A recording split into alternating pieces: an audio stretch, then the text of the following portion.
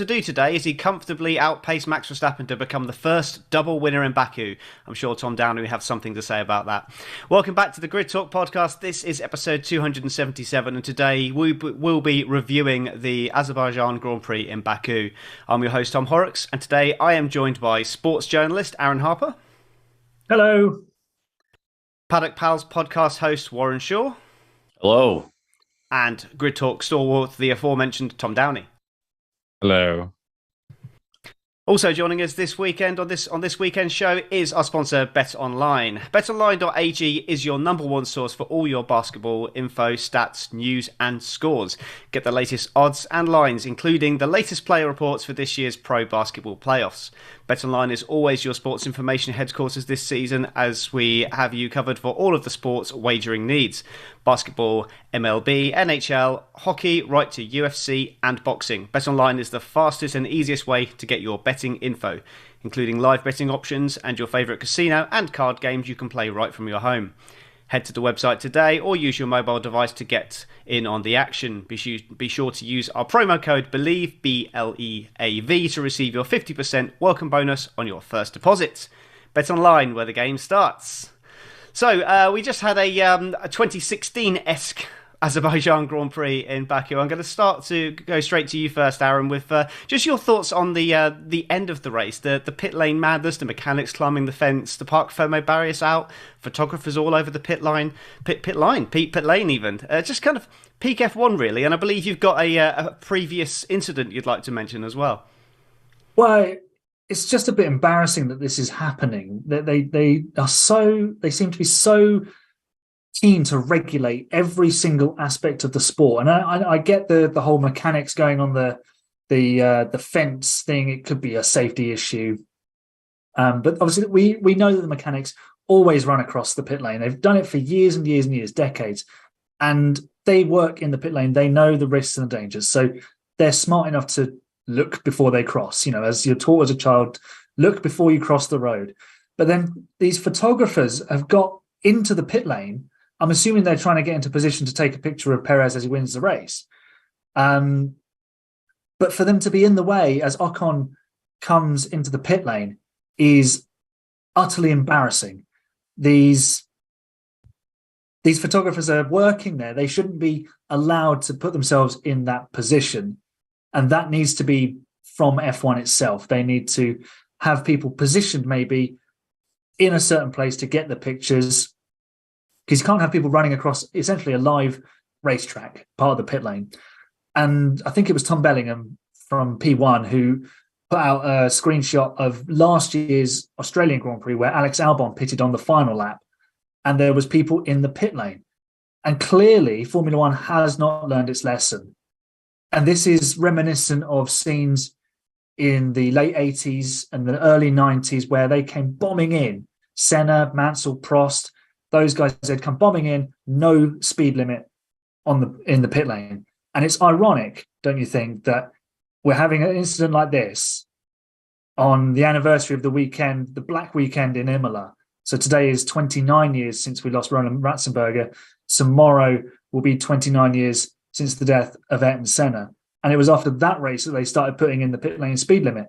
Now we've had a pit lane incident with photographers. Yes, we need to regulate these things properly, and we sometimes feel that they are over-regulated, but people's safety, and these people's safety, needs to be really highly worked on and be essentially made sure of. The mechanics, they know what they're doing. They've been there for years and years, as I said. And this is it's just not good enough to allow that to happen. No, absolutely, and with just having a speed limit, you know, if there hadn't been a speed limit in place, that would have been a horrendous situation right there. Just, you know, photographers moving out the way, then other photographers who are behind those photographers who couldn't see the car coming in, despite the pit lane alarm that goes off. They're then moving out the way of that photographer to get a better shot themselves and walking in the way of a car. The whole thing just was scary, to say the least. But we'll move on to something hopefully a bit more happy, but certainly not for the first team we're going to talk about, which is Alfa Romeo. And we're going to go to you, Warren, for this one. I'm sorry in advance, but Bottas early phase dropped way down to 18th. He made 3 stops, the last of the finishers. Zhou retired. with potentially a car issue, but was fighting for a nasty stomach bug as well. So, is there anything positive you can tell us about Alfa Romeo's weekend? Probably not.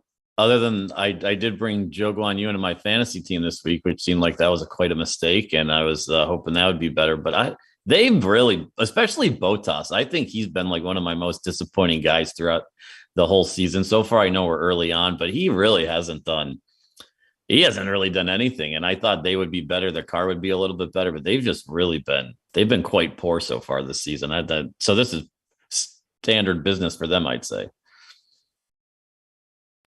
Yeah, it's a bit of a disappointing weekend really all round for Alfa Romeo and everything involved there. But props to Joe for getting through the weekend anyway. Yes. Apparently he lost 3 kilograms in weight over the weekend, which is shocking. I wish I could lose 3 kilograms in weight over a weekend. But moving on to you to Tom Downey then for Alpine, everyone's favourite French team. Alpine, 14th for Gasly, 15th for Ocon. One driver kept stopping, the other didn't stop until the winner was approaching the flag. Huge upgrades for Alpine this weekend, but how do you rate their performance based on their finishing positions? I can't say my true thoughts because we'll get demonetized, but let's just say it was subpar, to say the least. I'm being very diplomatic. Alpine, oh my God, man. What a bag of bolts. We saw all the issues that Gasly had on Friday, and when his engine blew up, and then all the rest of it. I can't remember what day. I think he blew up Friday and then crashed. No, crashed Friday, blew up Saturday, I think. No, other way around. Well, it's 50-50 when he was on fire on Friday, then he crashed on Saturday, and then he crashed. Did he crash again? He crashed on Friday in qualifying. Friday, the engine I was blew going up. to say, yeah. Oh my God, man! 2 totals on Friday and another one on Saturday. Yeah, well, maybe they should be sponsored by Sage because that car's a blinking toaster. But it's just awful for Alpine. They show glimpses of having real pace. And how many times have we said about, the Alpine come Renault reliability? And once again, we've seen how it quite literally went poof up in smoke. And then it was just dead. That's going to get clipped. But it was, it was just an awful weekend. And then, I get that they were trying to eke out a safety, I get they were trying to eke out Ocon, because they thought a safety car was going to come, or, but it became apparent that it wasn't. They should have pitted in with about 2 laps to go, because even taking the absolute fast, that was the whole pit thing which Aaron has talked about, and I've got my own views on it. We ain't going to have time to go through that. They should have pitted stock on like 2 laps sooner, because he was losing time hand over fist, as was one of the Haas drivers.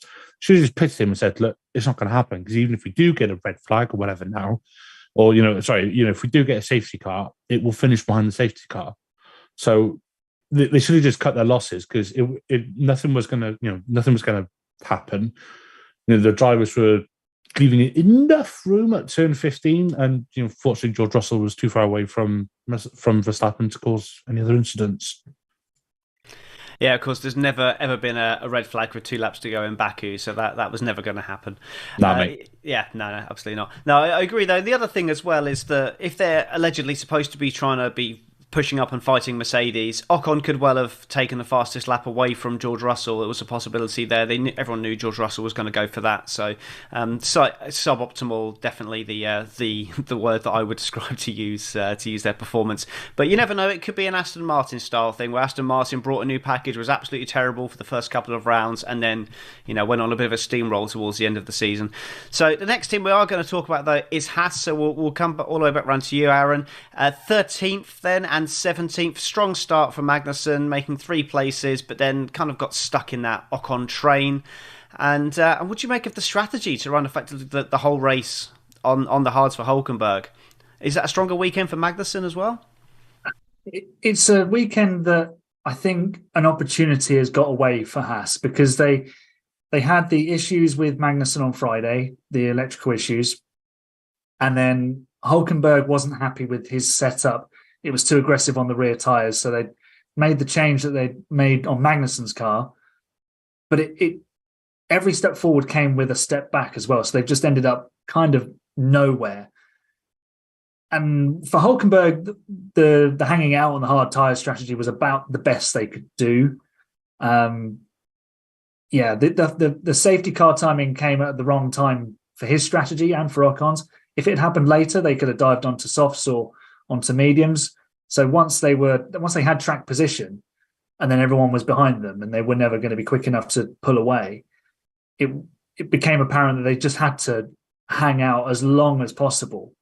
And that's how we ended up in the situation with Ocon and then the photographers. And, we could have had two cars going in there. They could have been fighting for their own position. So, that whole thing is kind of interwoven. But for Haas, it's just one of those weekends when you're a lower midfield team. If you try things, and the pace was kind of there from time to time, you've got to take your chances. You've got to get everything perfect. And James Vowles was saying on the grid ahead of the race that you can do the best job possible, but you might still just need a little bit of fortune to fall your way. You need the top guys to fall out to have a tangle, and that didn't happen today. So there was not really many points on offer outside of the top four teams, which is disappointing because this whole formula was designed to make everyone really close and competitive and give everybody a chance, but actually looks even more exclusive now because today only McLaren and AlphaTauri outside of the top four teams have scored points. Yeah, I think the way the track layout is on this one, it's going to really just string the field out. I think with showing the top speed advantages of everyone. It was thought that maybe Williams might be good for this track as well, but as we've seen, that didn't work. But we'll come on to Williams next. Then over to you, Warren, and 12th and 16th on what was potentially a good weekend for Williams, but with Sargent having a bit of an on-off weekend and Albon stuck in that train behind Ocon, not really a great weekend today for Williams. No, I thought leading in that they'd have a chance to fight for maybe 9th or 10th with that straight line speed that they have there. But I think for Sargent today, him just getting through the race without wrecking the car again was a big win going into literally like his home race next week. He's from Fort Lauderdale where the race is. So I think for him to get back there, this was a solid, I guess, race for him, even though the weekend wasn't his top. And then Albon, I think like you said, sometimes you need some carnage at the top if you're one of these teams right now to get some points or take a off strategy, get lucky by a safety car, and they just didn't get that. So for him for 12th, I'd say that's pretty solid. Probably the best he could have done with where he was at. So I mean, you could look at the positives for them this weekend. I would say it wasn't a horrible weekend for them. Well, it's a horrible weekend for my bold prediction because I predicted Sargent P7 or better for the race, so that's certainly shown me up. So coming on to you then, Tom, and you get the other Alpha team with Tsunoda taking a final point, but De Vries causing the safety car. How do you rate their performance this weekend? I say tentatively. Well, De Vries, I think it's just inexperience of the Baku circuit because those walls, obviously, they are incredibly close. It wasn't a great weekend for him, and I know today we're focusing more on today's apparent race, which was more like a blinking funeral procession. De Vries unlucky, just clipped the wall, and a load of other drivers clipped walls this weekend, but just unfortunately they went in just the wrong angle, and it snapped his steering arm or one of the control arms, and it just broke his left steering, and that was that. Excuse me, that was always going to be a safety car, given where it stopped. Yuki, I thought it was him who has gone off at the start and clipped the wall, and I think that's a fair assumption, to be honest. Given what he did yesterday, but no, he actually managed to keep it out the walls mostly. He didn't try and spearfish anybody, and he actually brought the car home, I think P10, just ahead of Los Capestri. So a good point for AlphaTauri because they need any points they can get at the minute because they'll be lucky to finish higher than 9th in the championship. Just a team that, if you look at them, say 2 years ago in 2021, I know we've had a regulations change and driver changes, all the rest of it. they've gone so far backwards. You know, ever since the new regs came in last year, man, oh man, have they fallen off. But that's a different conversation for a different day. Today, a good point from Yuki, you know, finally somewhat kept his nose clean. De Vries, just a bit of an experience. Yeah, and slightly worryingly for De Vries, the only session he's managed to beat Tsunoda in qualifying or race so far this year is the session where Tsunoda biffed it into the barriers. So certainly needs to pick himself up and go again, because at the moment he's being absolutely destroyed by Tsunoda, which whether that's going to be the car being underperforming, or if the car's getting better, or Tsunoda getting better, we don't know. But I'd love to see Gasly back in that car and see if it's Tsunoda improving or just the car getting better and De Vries being nowhere near. We just don't really know at the moment. But Tsunoda certainly is going to be happy with his performance at least. So that's something. One half of the garage is going to be fairly happy. So we're moving on then to McLaren then, Aaron, a 9th and an 11th. A couple of points for Norris. Piastri stuck again in that train just behind Norris, the unlucky person who had to stare at Hulkenberg's rear wing for the majority of the race. How are the new upgrades looking with the car that they were supposed to be starting the season with? Well, Lando reckoned it was only worth 0.2 of a second, which, I mean, that's something, isn't it? And the car seemed to be a little bit better. It certainly looked better straight line speed-wise. I think they've eliminated some of the drag, but still not all of it, of course. Solid P9, Lando Norris doing what he does best in a McLaren that's not a front-running McLaren. He finishes best of the rest because, Formula 1.5 has lost Aston Martin to the top division now, essentially. And McLaren are just sort of popping their heads up as top of the midfield again. I mean, like I said before, with so few points now potentially being on offer to the midfield teams, these 2 points are like huge against Alpine and Haas, who are going to be trying to top that midfield area, be 5th in the championship. So that's a very valuable pair of points for Lando, and credit to Oscar Piastri, because they've been telling us on Sky all weekend how ill he's been. But I mean, we've probably all heard it when Mark Webber was in Fuji in 2007 even. He was being sick in the car, and that can't have been fun. And it's never fun being under the weather. And do you know what? The last thing I want to do is drive around the street at 200 miles an hour when I'm not very well. So fair play to Oscar Piastri for P11 on the grid, and a pretty solid weekend all round. And if he'd had a couple of accidents and then it'd come out, he's been properly under the weather, losing fluid and everything, you could probably understand, because that's quite a lot to deal with. And the cars are quite physical to drive. So it's a difficult circuit, narrow at various points. So for them to keep it out of the walls, finish the race, and be just outside the points, that is a top effort for absolutely no reward. No, absolutely. But like you say, very few points on offer there. And with those 2 points, that does move McLaren slightly further ahead of Alpine in the championship, which with them not scoring, and that kind of 5th place is realistically the best they can hope for. So race by race, maximising the aim of the game for the rest of the season, I think. So moving on then to the first of the individual drivers we're going to talk about then, Warren, is George Russell. A good start, but then a poor restart, losing out to his teammate. How did you see his race overall then? No collisions this time round. Yeah, he didn't get a Max explaining to him at the end of the race, so he's probably pretty happy with that. But look, I think this race probably goes with how his whole weekend went, a little up and down.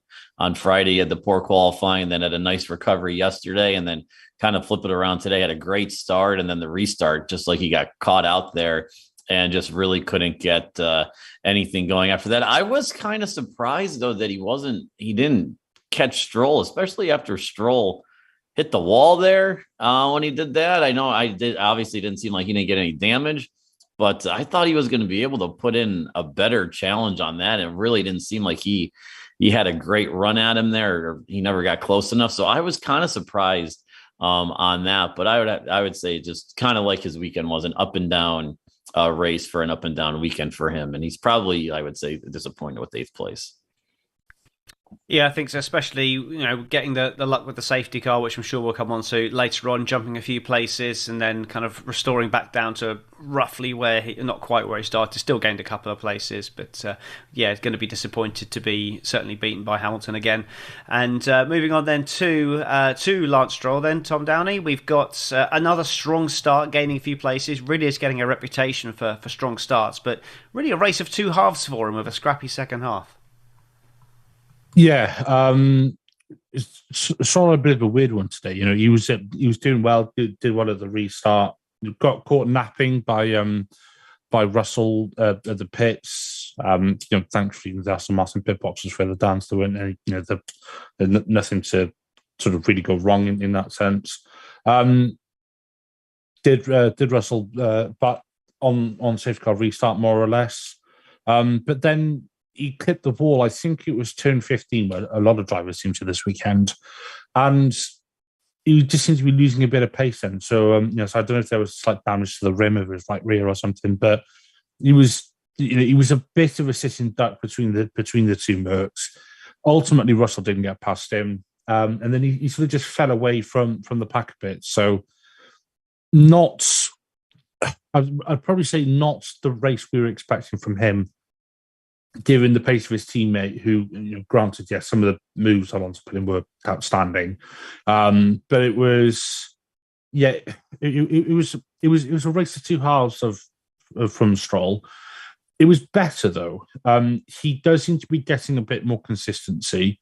He got caught out at the exit of turn 16, or whatever turn 17 is before you get onto the back straight, where he washed a bit wide, which is when I think one of the Mercs went past him. But on a street circuit that close to the sea, you are going to get shifts in the wind, and that's what happened by the sounds of it. So, it happens. It's caught many a driver out in the past. There are a lot of positives he can take, and he does seem to be getting a bit more consistent, which is good. Yeah, absolutely. But decent, but I'd say just a couple of mistakes there. It kind of just shows the difference between him and his teammate, realistically. That's kind of feels right, to be honest. That gap, that feels kind of about where they are. So, I think a decent performance from Stroll there, from kind of what the baseline that he's going from. But moving on then to Lewis Hamilton then, Aaron. He was 13th after the safety car coming out at precisely the wrong time, but a good recovery to 6th. Was that the best he could have hoped for after the bad luck of the safety car?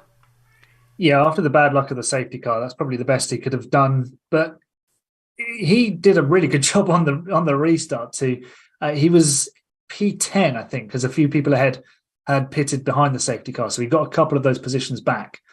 But he passed Hülkenberg and Ocon on the restart lap. And then he put a really good move on George Russell. And that was actually a very interesting moment, because that was the first time we've seen the Mercedes drivers go wheel to wheel. It was a little bit to take a breath moment as a Mercedes fan, because it was aggressive from George, and Lewis had to be brave enough to put it down the inside. And we've seen that move go wrong. Just ask Christian Horner how badly wrong that can go.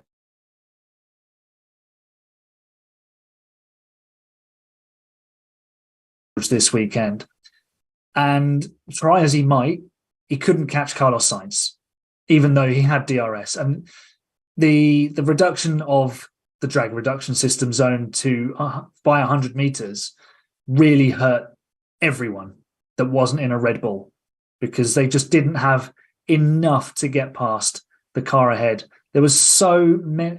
I think I counted there'd only been like 2 on-track overtakes after the safety car restart lap. And there was basically the order didn't change from about lap 13 to about lap 41 or something. It was bizarre, absolutely bizarre. And yet you had Hamilton inside a second of Sainz. You had Alonso inside a second of Leclerc. You had Russell inside a second of Stroll. So they wouldn't, once they got to where their natural pace was, they were never able to improve. So 6 was the best that Lewis could do, because the Mercedes still doesn't have that top end speed. I mean, even between the pair of them, there was about 6Ks with the DRS open. So yeah, not Mercedes' best weekend. And really, I'm not surprised that Lewis wasn't as strong this weekend, because I don't consider Baku one of his strongest circuits. He's only got one win around here because he's got so many others in so many different places. But things just don't tend to work out for him in Baku. You mentioned the 2016 race at the start, and in that race, that was the year that they weren't allowed, the engineers weren't allowed to tell the drivers how to fix problems on the steering wheel. So he was sitting in the in the cockpit trying to figure something out without being told it, because it would have contravened the rules. So it's a place where weird things happen to Lewis.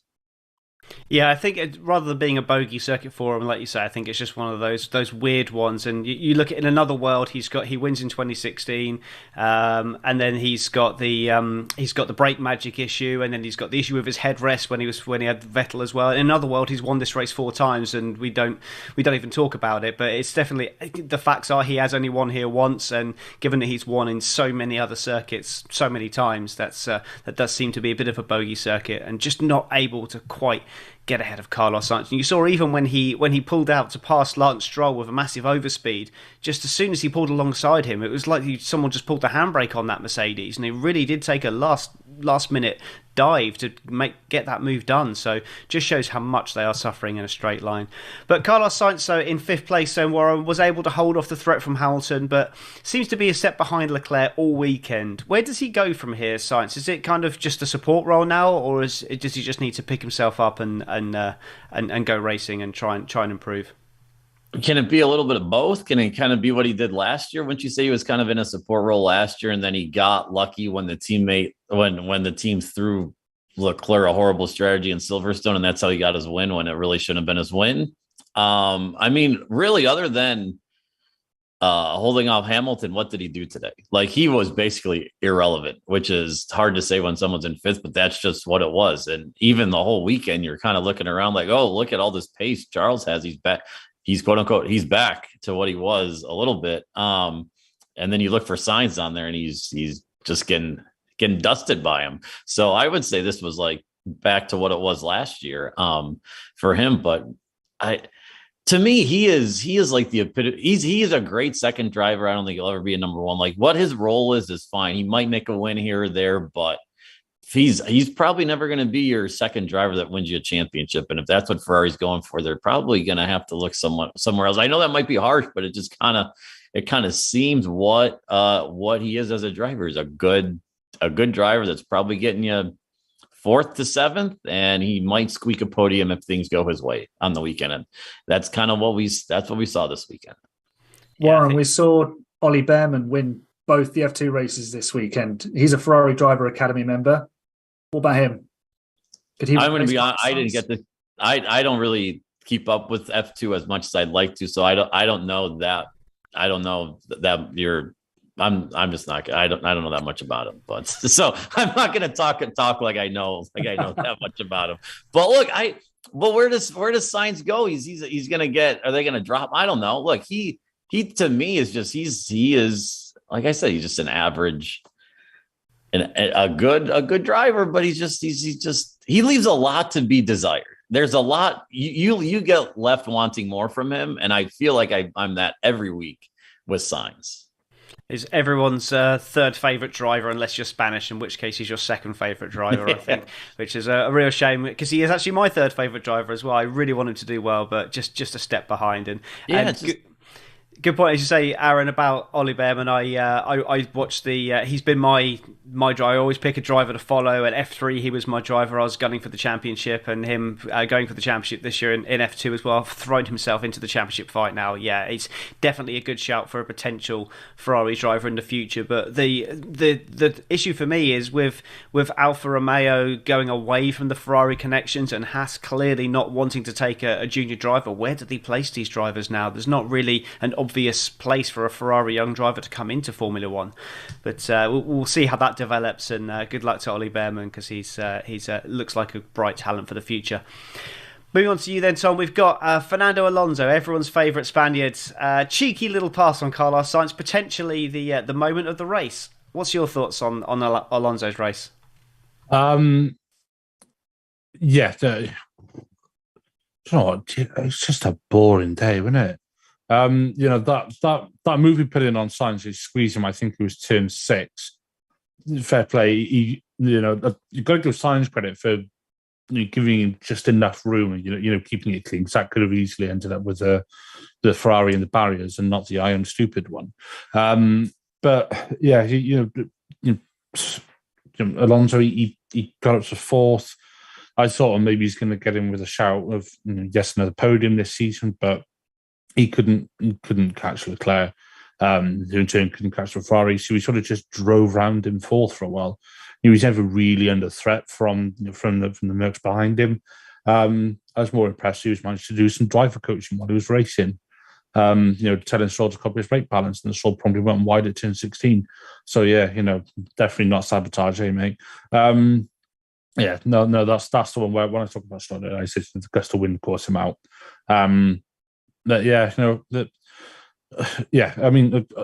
Alonso sort of had almost a bit of a lonely race. He was getting his elbows out right at the start, as you always do in an F1 race.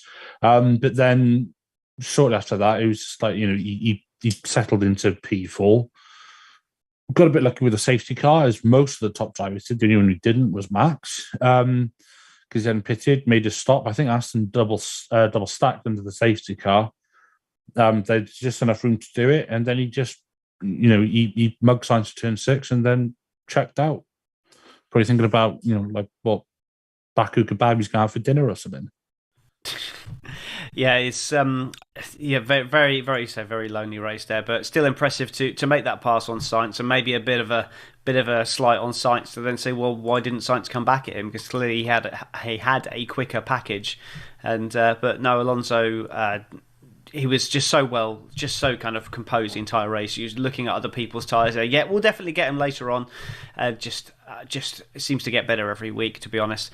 And then Charles Leclerc, then 3rd place, and his first podium, Ferrari's first podium of the season, Aaron. And P3, probably the best he could have hoped for without some kind of carnage or safety car changing things around, realistically. Yeah, well, Charles Leclerc had a terrific weekend in terms of his pace.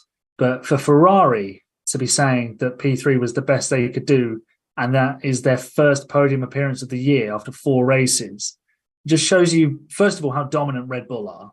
And second of all, just what a job Ferrari aren't doing, because it's been well documented. We've spoken about it. We all talk about it to each other. Ferrari must do a better job. But Charles is he's their ace. He's just got that X factor over a single lap, and he got the opportunity to show it twice this weekend. Pole position for the Grand Prix and fastest in the first ever sprint shootout. So it was a terrific job, and I think we'd have all been fully expecting Red Bull on pole position with the strength of their DRS and just the way that car seems to move down the straights. But Charles just has a way around this circuit. He should have been on pole in 2019. So really, he should have 4 consecutive poles. But we had the classic "I am stupid" moment. We had a B-spec version of that this year, but he was already on pole position, luckily for him. So it's just a shame that he was given no way to fight by this Ferrari car, because the car is too tough on its tyres. So they had to manage, and by that point, the Red Bulls were out of sight, essentially, because he wasn't going to catch them in a straight fight. He needed a safety car. He needed something to go his way to get anything more than 3rd. But this is what wins championships, isn't it? And I know Charles isn't in a championship fight, but it's taking 100% of what's available to you that drivers have to learn as they go through Formula One. And we've seen Lewis Hamilton do that. Fernando Alonso did it when he was competing for championships. So for Charles to be mature enough to take that approach and say, yep, this is all I can do, let's do the best I can, then, well done to him. He's just finished 20 seconds off the lead, though. That's pretty galling, isn't it? So at least he's quick on one lap. Yeah, it definitely looks like one of the fastest ever drivers around one lap in Formula One history there. But that Ferrari, 118 points off Red Bull after 4 races. Just let that sink in. 118 points. When there's 25 points for a win, we've had 4 races now. 118 points off Red Bull. That's just an insane race distance there. Red Bull very much having everything to themselves then today, Warren, with Verstappen taking the lead as early as lap 4, like the second earliest opportunity he could have done, but then really his countryman ruining his race for him. Yeah, well, that and the safety car. The safety car, he got unlucky. He was already boxing when they brought out the safety car. But yeah, I was kind of surprised that Max wasn't going to be up there a little closer to Checo. Checo just had some nice consistent pace. And I think Max probably was managing a little bit. Managing the tires a little bit more, but yeah, he just didn't have it for Checo today, and good for Checo. He's the first guy to repeat in Baku. But Max, interesting weekend for him though, right? Obviously, he was mad yesterday with the George Russell incident there, and he got third, and he's still the clear-cut favorite for the championship. But at least with this, we're looking for some drama, and at least that he let Sergio win today. I don't know. That's probably being facetious, but at least he's like trying to think, oh, maybe Checo's in the mix there. But I think with his luck this weekend, this was probably the best that it was going to be there. Also, one thing I see on from Charles, if I could say a stat, this is from Sean Kelly. He said that Leclerc has failed to convert his last 8 pole positions into the win, which is pretty remarkable there. So look, bet online, go there, and when Charles gets pulled, do not bet him to win the race on Sunday. So that could do something for you. But for Max, look, I think this is a weekend that he will just be like shrug his shoulders and and off to Miami he goes. Yeah, and when Max Verstappen has got more wins from a Leclerc pole than Leclerc has got wins from a Leclerc pole, that shows you the race pace of that Red Bull over the last couple of seasons has just been insane. And we move on to you then, Tom, for the eventual race winner. Sergio Perez fought his way from all the way back in 3rd place, blasted past that Ferrari, and then obviously the safety car promoting him to the lead. Looking back now, was it actually a bit of a disappointment for the race that the safety car came out when it did? Because it looked like he had the pace, and with a DRS advantage behind Verstappen, would that have been a box office race, or was it, as Warren says, did Verstappen just let Perez win? No, I think Sergio was closing in on Max, and I think this is the first time in many races that Max has just been outdriven and outraced by his teammate, Nico Machinery, Koftika Rosberg.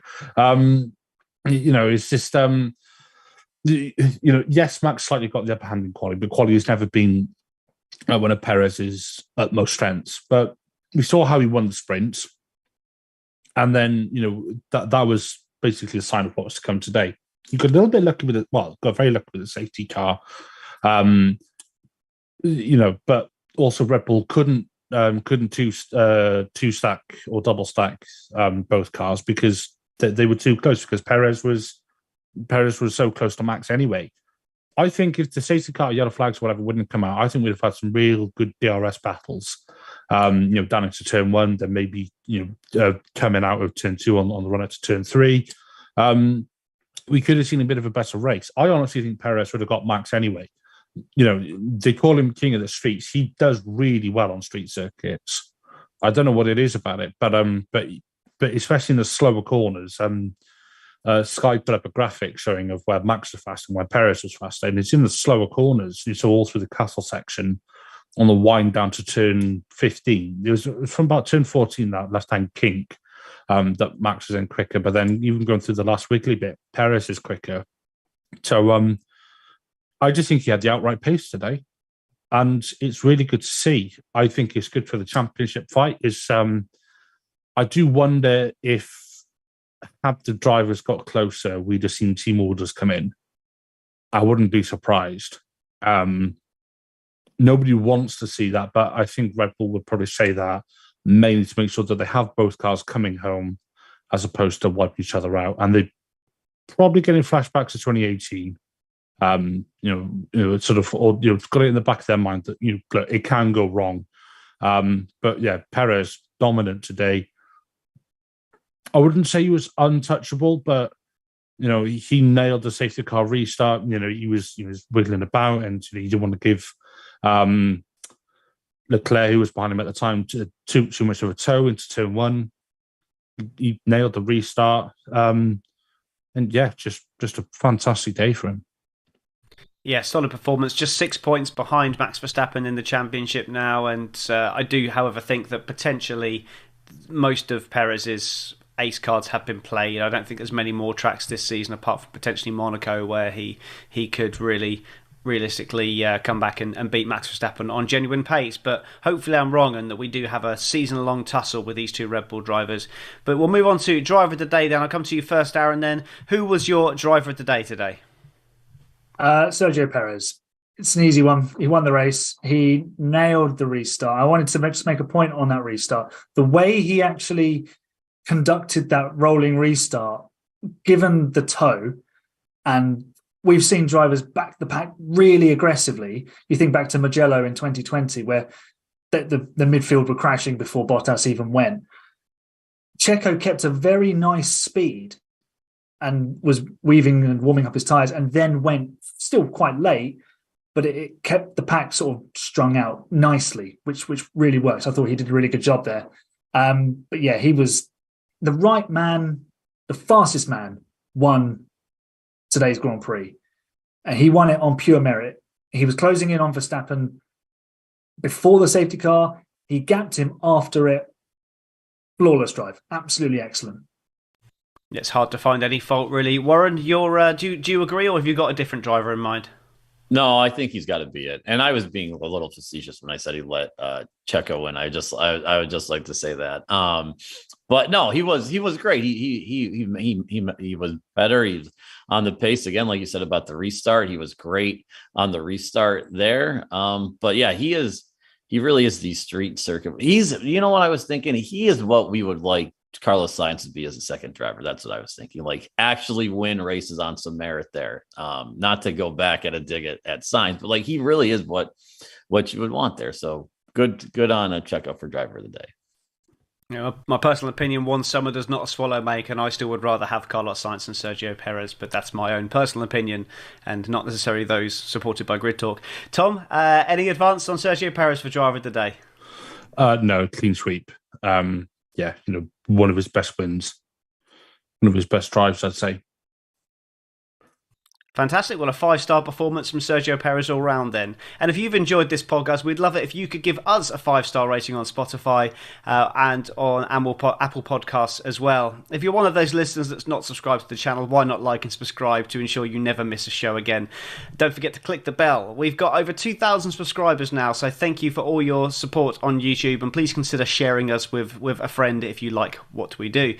So before we go, I'd like to just go around to everyone to give a plug for the work that you do. Aaron, where can people follow your work? So you can find me AHGP on YouTube and on most podcast platforms. So I do a variety of videos, shorts. I did a couple of shorts about the sprint format this weekend.